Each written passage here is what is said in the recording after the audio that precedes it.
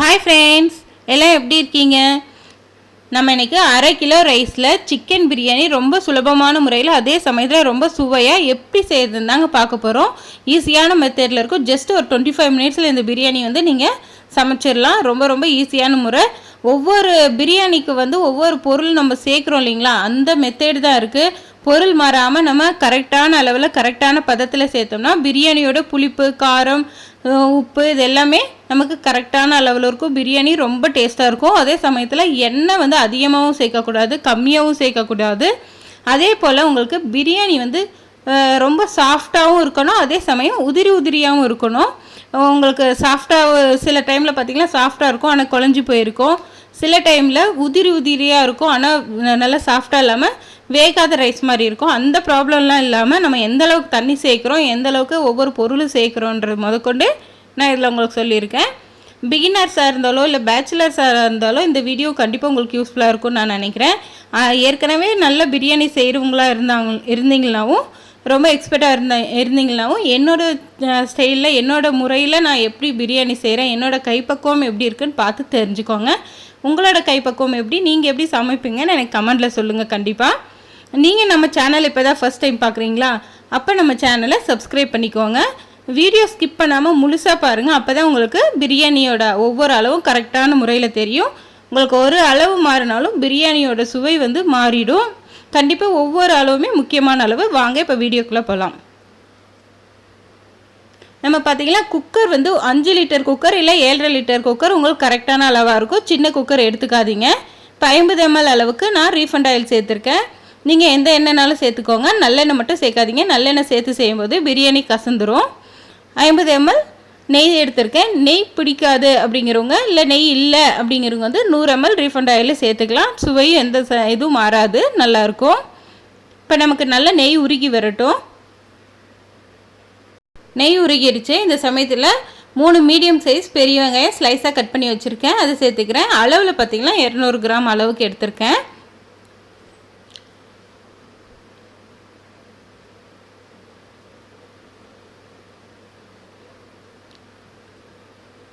இது கூடவே 4 ஏலக்காய், 4 கிராம்பு, 2 பட்டை பார்த்திங்கன்னா இந்த சைஸில் 2 துண்டு எடுத்து வச்சுருக்கேன். நீங்கள் பெரிய சைஸாக எடுக்கும்போது 2 உடச்சி போட்டுக்கோங்க, ஒரே ஒரு துண்டு எடுத்துக்கோங்க. பட்டை, கிராம்பு, ஏலக்காயில் நம்ம மட்டன் பிரியாணிக்கு பார்த்திங்கன்னா முதலையே போட்டுருவோம். ஆனால் சிக்கன் பிரியாணிக்கு நம்ம வெங்காயத்தோடு போட்டு இதை வதக்கும்போது தான் அதோடய ஃப்ளேவரே இறங்குங்க. ரொம்பவுமே டேஸ்ட்டு நல்லாயிருக்கும். கண்டிப்பாக இந்த மாதிரி ட்ரை பண்ணி பாருங்கள். இப்போ பார்த்திங்கன்னா வெங்காயம்லாம் நல்லா நமக்கு வதங்கி வந்துடுச்சு, நல்லா ப்ரௌன் கலரில் வந்துடுச்சு. வெங்காயம் எந்த அளவுக்கு வதங்குதோ அந்த அளவுக்கு தான் நமக்கு பிரியாணியோட சுவை நல்லாயிருக்கும். இந்த சமயத்தில் புதினா க்ளீன் பண்ணி வச்சுருக்கேன், ஒரு கைப்பிடி அளவு சேர்த்துக்கிறேன்.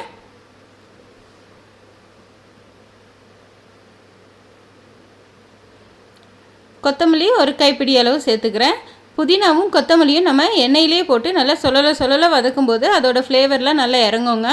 பிரியாணி லாஸ்ட் வரையுமே உங்களுக்கு நல்ல ஒரு சாஃப்டாகவும் நல்ல ஒரு டேஸ்ட்டாகவும் உங்களுக்கு சூப்பராகவும் கிடைக்கும். கொத்தமல்லியும் புதினாவும் நல்லா வதக்கி விட்டுட்டோம்.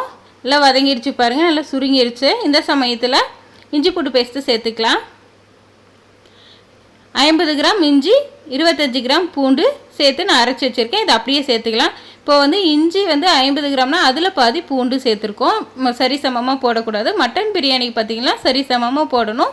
சிக்கன் பிரியாணிக்கு இஞ்சியில் பாதி பூண்டு போடணுங்க. இஞ்சி பூண்டு பேஸ்ட்டு பச்சை வாசனை போகிற நல்லா வதக்கி விட்டுக்கலாம். இப்போ பாருங்கள், நல்லா பச்சை வாசம் போயிடுச்சு, எண்ணெய் பிரிய ஆரம்பிச்சிடுச்சு.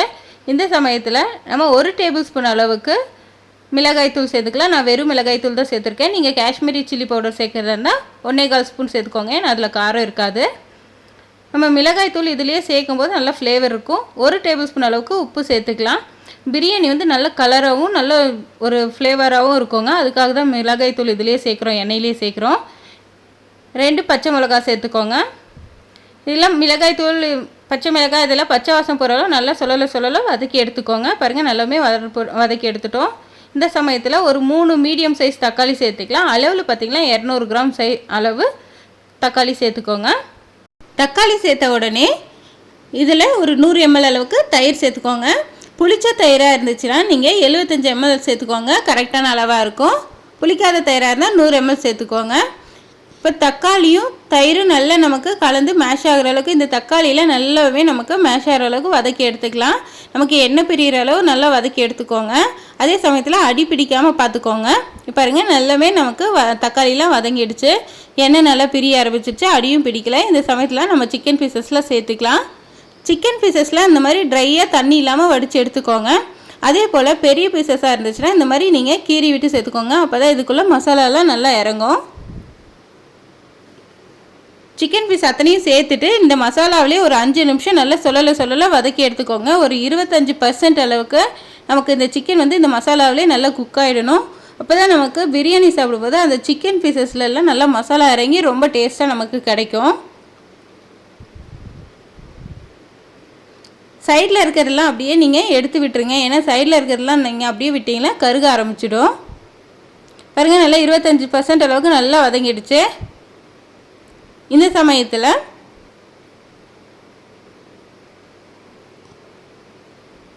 அடியும் பிடிக்கலை. நீங்கள் இப்படி சைடில் பாருங்கள், உங்களுக்கு தெரியும் நினைக்கிறேன். அடியும் பிடிக்கல பாருங்கள், எந்த அளவுக்கு வந்திருக்கு, நல்லா சூப்பராக வந்திருக்கு. இப்போ நீங்கள் 750 ml அளவுக்கு தண்ணி சேர்த்துக்கோங்க. அதாவது 500 கிராம் வந்து நம்ம ரைஸ் எடுத்தோம் இல்லைங்களா, 1/2 கிலோ ரைஸ்க்கு 750 மில்லி தண்ணி சேர்த்துக்கோங்க. அளவில் பார்த்திங்கன்னா 1 டம்ளர் அரிசிக்கு 1.5 டம்ளர் தண்ணி கரெக்டான அளவாக இருக்கும். நல்லா கலந்து விட்டுருங்க. அதே சமயத்தில் ஓரத்தில் இருக்கிறதும் சேர்த்து எடுத்து விட்டுருங்க. இதே நம்ம வந்து தண்ணி ஊற்றும் போது கீழே மசாலாலாம் அப்படியே செட் ஆகிடும். அது பார்த்திங்கன்னா நமக்கு கருக ஆரம்பிச்சிடும். நம்ம இந்த மாதிரி எடுத்து விட்டுட்டு குக்கர் மூடியை க்ளோஸ் பண்ணிடலாம். இப்போ குக்கர் மூடியை க்ளோஸ் பண்ணிட்டோம். விசில் எதுவும் நம்ம போட கிடையாது. இதில் பார்த்திங்கன்னா புகை வர ஆரம்பிக்கும். அந்த சமயத்தில் நம்ம இந்த குக்கர் ஓப்பன் பண்ணி பார்க்கலாம்.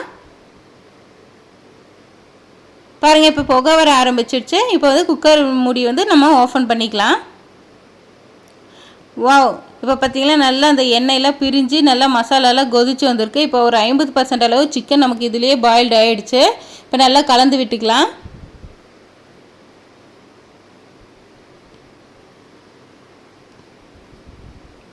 நல்லா கலந்து விட்டுருங்க. சீரக சம்பா அரிசி நான் இன்றைக்கி எடுத்திருக்கேன். ஒரு 10 நிமிஷம் நல்லா அலசிட்டு நல்லா ஊற வச்சு தண்ணியை வந்து நல்லா வடித்து எடுத்திருக்கேன். இதில் தண்ணி இருக்கக்கூடாது. தண்ணி வந்து இதில் சில்னஸ் தண்ணி போயிட்டு அந்த கொதித்த தண்ணியில் விழும்போது நமக்கு பிரியாணி வந்து குழஞ்சிரும். அது நல்லா பார்த்து ட்ரை பண்ணி எடுத்துக்கோங்க. அரிசி எத்தனையும் சேர்த்துலாம். சீரக சம்பா அரிசி எடுத்துக்கலாம், நீங்கள் பாஸ்மதி ரைஸும் எடுத்துக்கலாம். ரெண்டுமே ஒரே அளவு தான். ரெண்டுமே டேஸ்ட் நல்லாயிருக்கும். நான் எங்கள் குழந்தைங்களுக்கெல்லாம் சீரக சம்பா அரிசினா ரொம்ப பிடிக்கும். அதுக்காக நான் இதை எடுத்துக்கிட்டேன். நல்லா கலந்து விட்டுருங்க. கலந்து விட்டுட்டு நீங்கள் இந்த சமயத்தில் உப்பு காரம் புளிப்புலாம் எப்படி இருக்குன்னு சொல்லி செக் பண்ணிக்கோங்க. நமக்கு உப்பு காரம் புளிப்பு அத்தனையுமே கரெக்டான அளவில் இருக்குது. சப்போஸ் உங்களுக்கு வந்து புளிப்பு பத்தலை அப்படிங்கும்போது, ஏன்னா தக்காளியிலையும் தயிர்லையும் சில சமயத்தில் வந்து புளிப்பு வந்து மாறுபடும். இப்படி பத்தலைங்கிற பட்சத்தில் நீங்கள் ஒரு 1/2 லெமன் வந்து புளிஞ்சு விட்டுக்கோங்க. உப்பு அதாவது உப்பு காரம் புளிப்புலாம் கொஞ்சம் தூக்குனா போல் இருக்கணும். அதுதான் நமக்கு கரெக்டான பதம். நம்ம அரிசி நல்லா வேகும்போது அது கரெக்டாக இருக்கும். பாருங்கள் இப்போ நல்லா கொதிச்சிருச்சு. அரிசியும் மசாலாவும் சம அளவில் இருக்குது. இந்த சமயத்தில் குக்கர் வந்து நம்ம க்ளோஸ் பண்ணி ஒரு விசில் வச்சு எடுத்துக்கலாம். இப்போ ஒரு விசில் குக்கர் வந்துச்சு, விசிலும் அடங்கிடுச்சு. இப்போ வந்து நம்ம ஓப்பன் பண்ணி பார்த்துக்கலாம். நம்ம குக்கர் ஒரு விசில் வைக்கிறதுனால அந்த விசில் அடங்குற வரையும் வெயிட் பண்ணுங்க. அதை தூக்கிலாம் விடக்கூடாது. பாருங்கள் சூப்பராக நமக்கு பிரியாணி ரெடி ஆகிடுச்சு. அதே போல் பிரியாணி குக்கர் மூடிய கழட்டின உடனே நீங்கள் பிரியாணி இப்படி இருந்து குழச்சிடக்கூடாது. ஒரு 5 நிமிஷம் விட்டு தான் நீங்கள் பிரியாணியை வந்து கிளற ஆரம்பிக்கணும். நீங்கள் கழட்டினோடனே கிளறினீங்களா நல்லா குழஞ்சிரும். பாருங்கள் நல்லா சூப்பராக உதிரியாக வந்திருக்கு. சிக்கன் பீஸ் எப்படி வந்திருக்குன்னு பார்க்கலாம். சிக்கனும் நல்லாவே வெந்து பஞ்சு பஞ்சாக வந்திருக்குங்க. இப்போ சாப்பிட்டு பார்த்து டேஸ்ட்டு சொல்கிறேன். சூப்பராக இருக்குங்க. கண்டிப்பாக அட்டகாசமான ஒரு பிரியாணி. நான் சொன்ன இதே மெத்தடில் இதே இது பண்ணி நீங்கள் ட்ரை பண்ணி பாருங்கள்.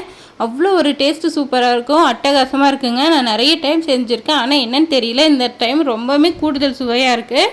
கண்டிப்பாக நீங்களும் ட்ரை பண்ணி பாருங்கள்.